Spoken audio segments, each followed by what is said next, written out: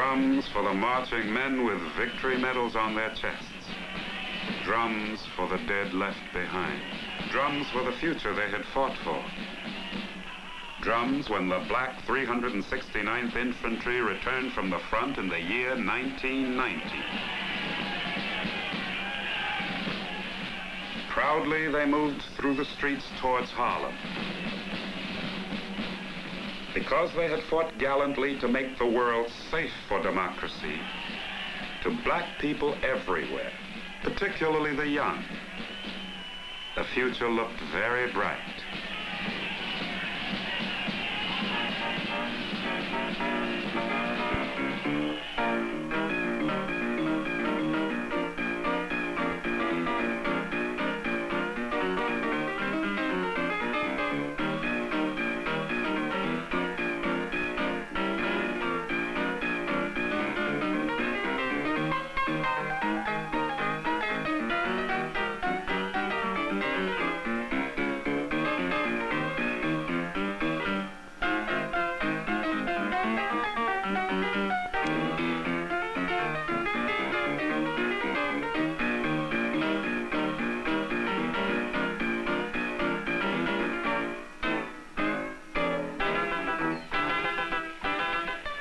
Harlem, 1920. A little more than 600 acres of land. Hundreds, thousands of black people were coming here, particularly from the rural areas of America. A few brought memories from Africa.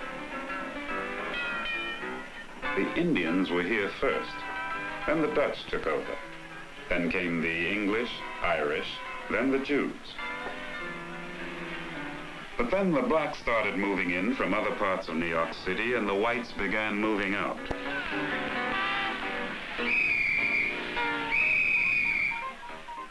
By the early 1920s, Harlem was mostly black.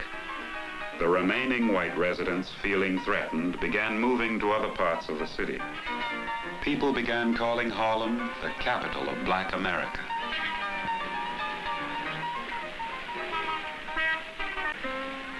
During the 20s, there were roughly 200,000 black people living in Harlem. A few lived in stylish splendor on 138th Street in houses designed by Stanford White. Unable to break down the walls of discrimination that separated them from the white middle class, they formed their own exclusive clubs. Some were pace-setters of elegance and fashion in the community. We actually had a millionairess in our midst. Her name was Alelia Walker. Alelia's elegance and high fashion were the talk of the entire city. She entertained royalty, high society, and the leading figures in the black community at her Harlem townhouse, and also at her palatial mansion at Irvington-on-the-Hudson. But Alelia Walker was one in 10 million.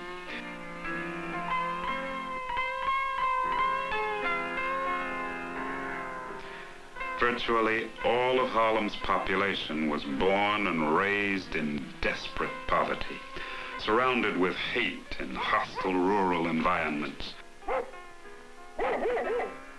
Looking for opportunity, those who were able left these areas and migrated to a place that was on the lips of black people everywhere. Harlem, New York, the capital of black America.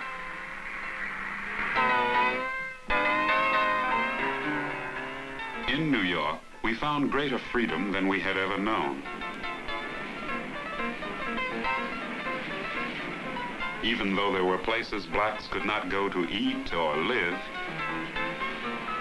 even though it was a little more crowded than back home, black men and women could walk the streets here unmolested. During those days, we strolled a little more than most people. Any time of day or night, you could see young and old strolling up and down Lenox and 7th Avenues. In those days, Harlem was one of the nicest parts of New York City.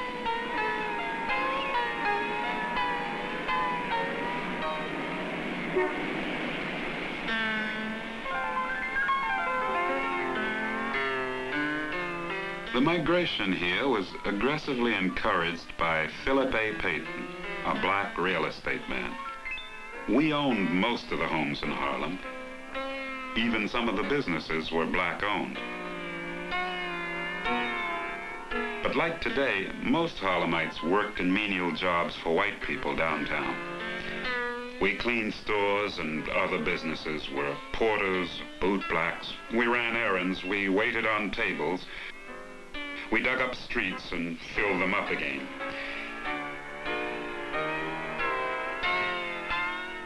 It was all most of us could do to make ends meet with the prices rising all the time.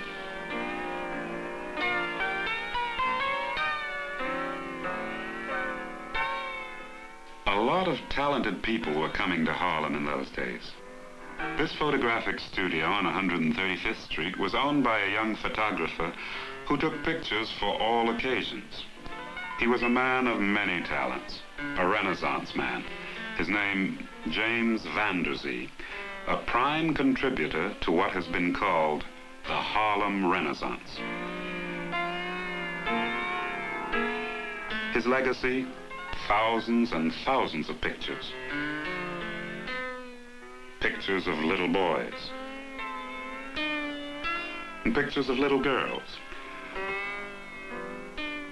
Pictures of the Sunday school of the Abyssinian Baptist Church with its minister, the Reverend Adam Clayton Powell, Sr., one of the dynamic leaders of this growing community. There sure was a lot of energy here in Harlem. Plenty of hope and plenty of pride. Take Jack Johnson, for example. Just a few years earlier, he showed everybody that given a chance, a black man could rise to the top. He was quite a man and a dandy, too. In those days, there were quite a few dandies in Harlem. Some lived way beyond their means trying to keep pace with the roaring 20s.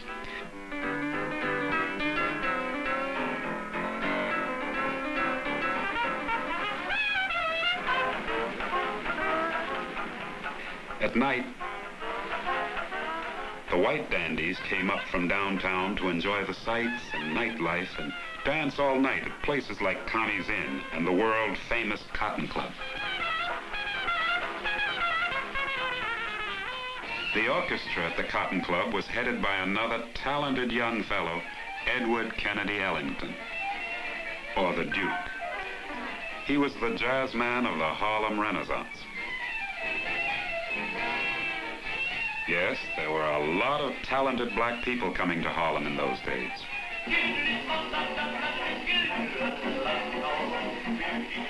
Cab Calloway, quite a performer.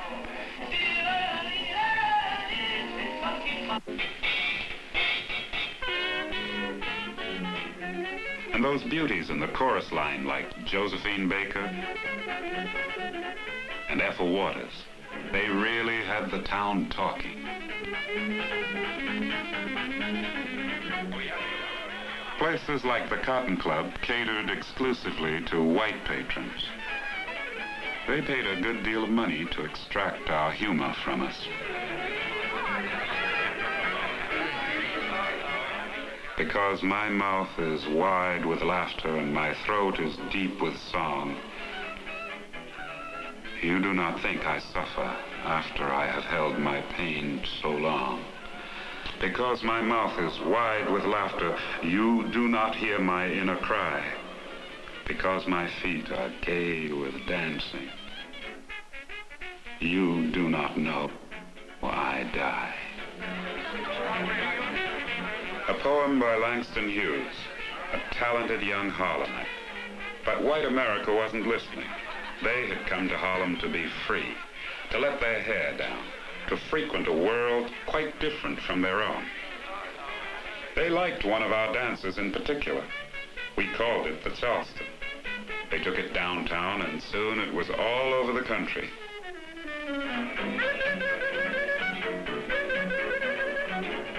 In those days, there was a young dancer who could make up steps faster than you can say Bojangles.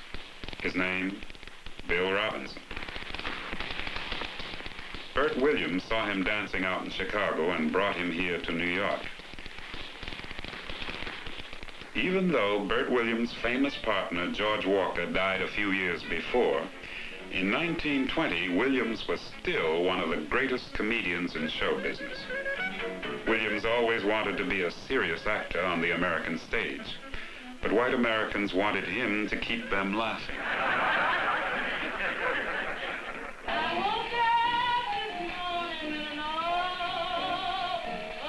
Bessie Smith came to Harlem.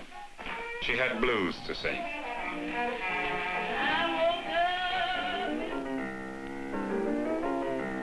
There were other songs, too. Songs written by Fats Waller and Andy Ratzak.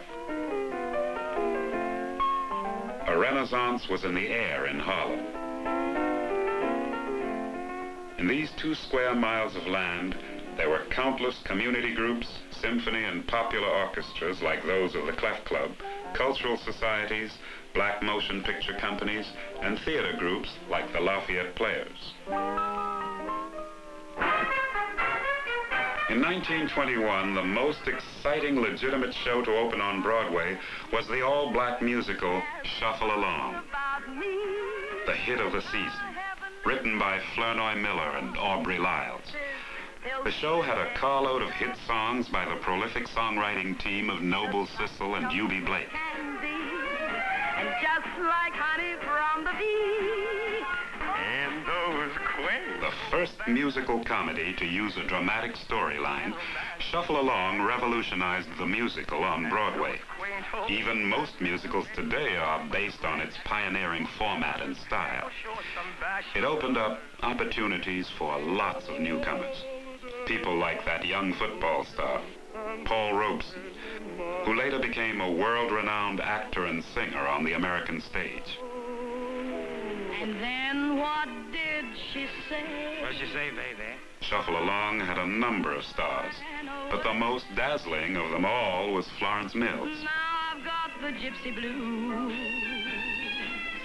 and I'm sorry that I did refuse.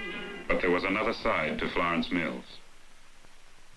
Another side to the cast of Shuffle Along, the band of Duke Ellington, to all the talented black artists of the 20s.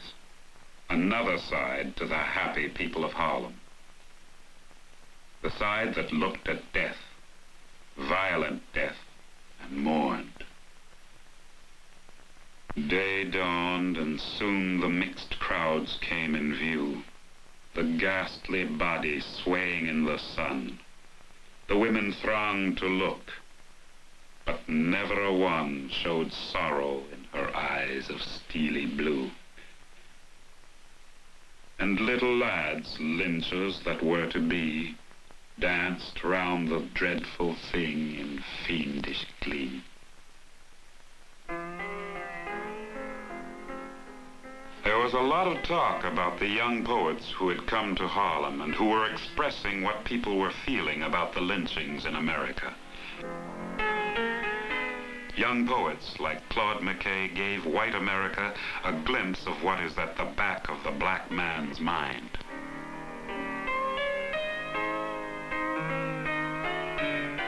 If we must die, let it not be like hogs, hunted and penned in an inglorious spot, while round us bark the mad and hungry dogs, making their mock at our cursed lot.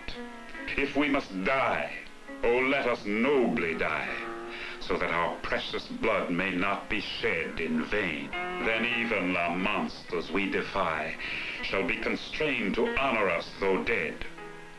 O kinsmen, we must meet the common foe. Though far outnumbered, let us show us brave, and for their 1,000 blows deal one death blow. What though before us lies the open grave? Like men, we'll face the murderous, cowardly pack, pressed to the wall, dying, but fighting back.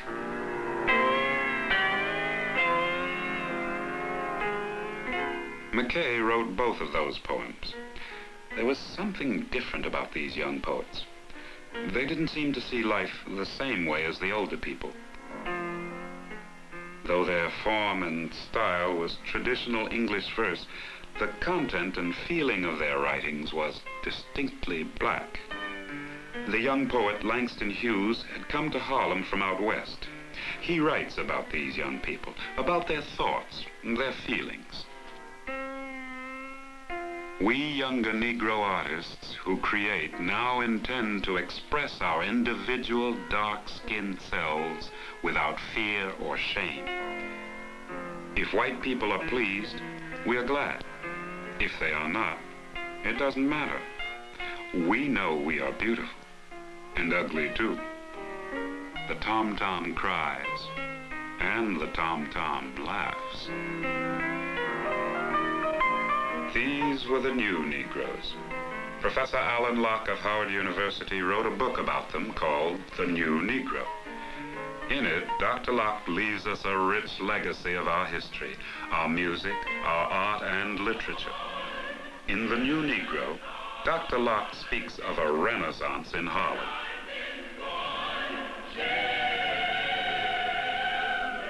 Many outstanding people are represented in its pages. People like Hall Johnson, musical conductor. Arna Bontemps, poet. Aaron Douglas, painter. Walter White, writer and undercover operative for the NAACP. Richmond Bartet, sculptor. Augusta Savage, sculptress.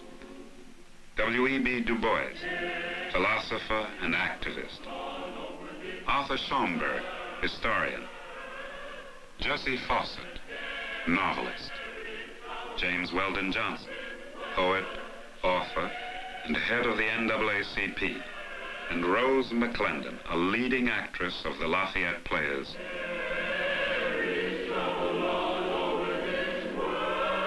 One of the most distinguished poems recorded in the book, The New Negro, is written by young Langston Hughes.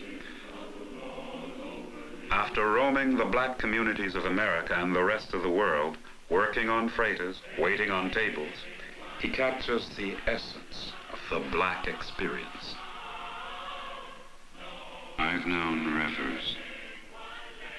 I've known rivers ancient as the world and older than the flow of human blood in human veins.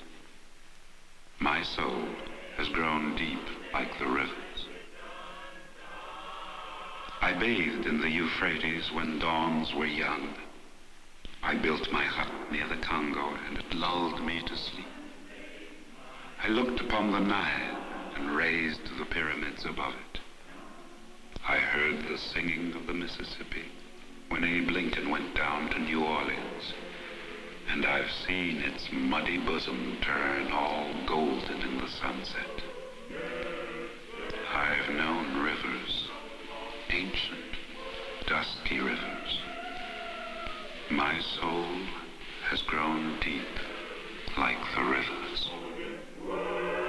The depth, the vision, the genius of these young writers began to appear regularly in Opportunity magazine, official journal of the Urban League, edited by the sociologist Charles S. Johnson, and in the Crisis magazine, the official journal of the NAACP, edited by W.E.B. Du Bois, and other publications like The Messenger. The writings of the Renaissance writers also began to appear in the white publications downtown, largely through the efforts of Carl Van Vechten, a well-known white writer who took a keen interest in the creative people of Harlem. They had other benefactors too, like Casper Holstein, who established awards and scholarships for them. But perhaps the man whose activities most benefited these creative people was Arthur A. Schomburg, a black Puerto Rican, whose library collection of books and manuscripts on Afro-American and African history is the most extensive in the United States. From their study there, our Renaissance writers began to ask new questions, like those posed by the brilliant young poet Countee Cullen. What is Africa to me? Copper sun, or Scarlet Sea, Jungle Star or Jungle Track, strong bronzed men or regal black, women from whose loins I sprang when the birds of Eden sang. One 3 centuries removed from the seeds his fathers loved, spicy grove, cinnamon tree. What is Africa to me? What were the forces behind this surge of creative activity? These writers' works covered many themes. Understandably, the major recurring theme is race. Their preoccupation with race did not develop overnight.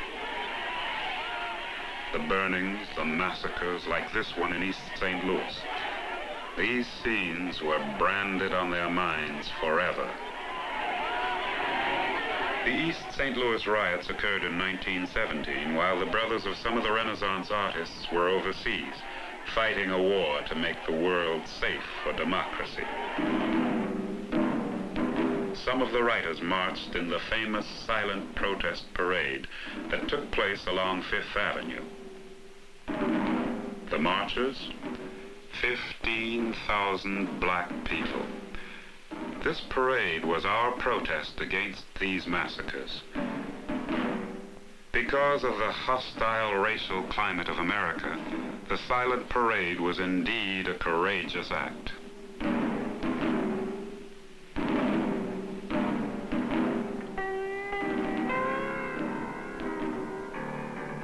At the vanguard of the parade were the 2 most revered and distinguished leaders in Afro-American life, James Weldon Johnson and W.E.B. Du Bois.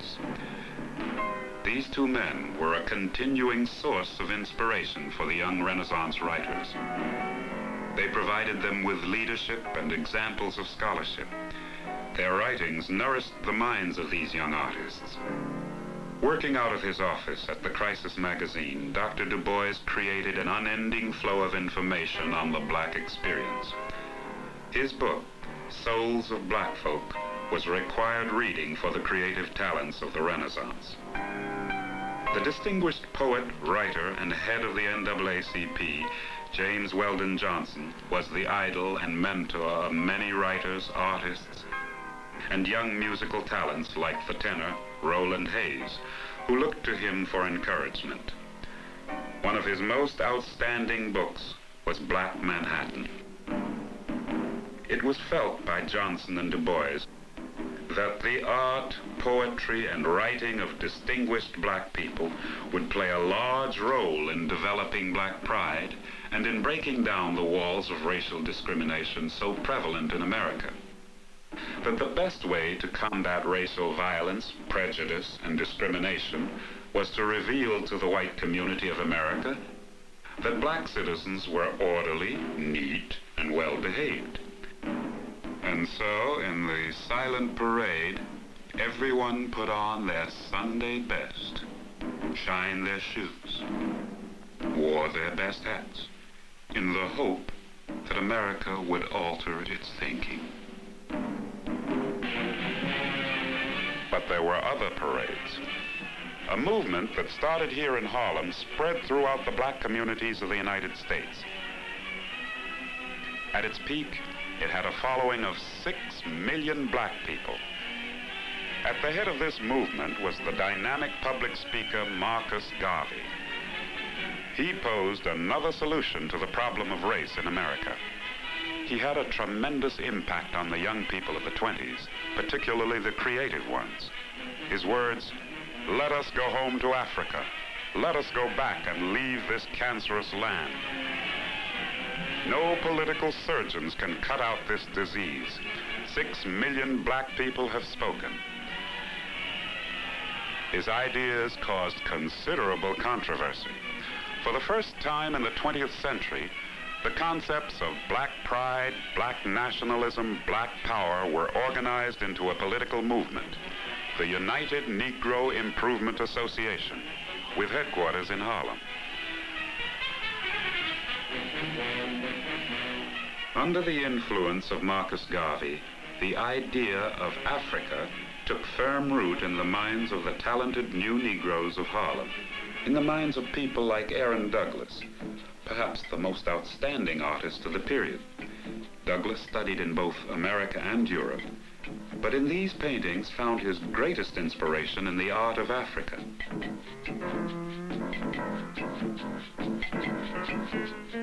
More than any other artist of the period, his work symbolized the growing significance of Africa to black people. Equally important, his work reflected the spirit of the Renaissance.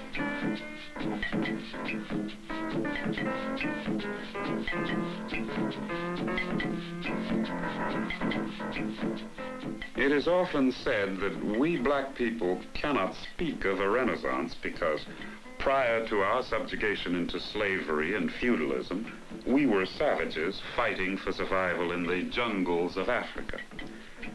But the ancient Greeks and Romans, as well as the sages of the European Renaissance, had quite a different view of black people. Even as late as 200 years ago, Count Volney, a high official in Napoleon's government, in describing the African people, said in his noted book, The Ruins of Empires, "There a people now forgotten, discovered while others were yet barbarians, the elements of the arts and sciences, a race of men now rejected from society for their sable skin and frizzled hair, founded on the study of the laws of nature, those civil and religious systems which still govern the universe." What were the root causes of the Renaissance? Was it the war? Was it racism, radicalism, or liberalism? Was it the Roaring Twenties? Was it the dynamic presence of individuals like W.E.B. Du Bois, James Weldon Johnson, Arthur Schomburg, Alan Locke, Carl Van Vechten? Was it Marcus Garvey? Who knows? Or does it really matter what caused the Renaissance? Much more important is the fact that it was a turning point in Afro-American thought and creativity. Its impact is still being felt today. Perhaps it is because the Renaissance stems from something deeper, something very ancient, something that comes from the souls of black folks, the spirit of survival and liberation, indeed a perennial spirit in the history of all mankind, a spirit that now flowers in the works of black artists, writers, social and political thinkers, in the works of all who create in the many Harlems of America today.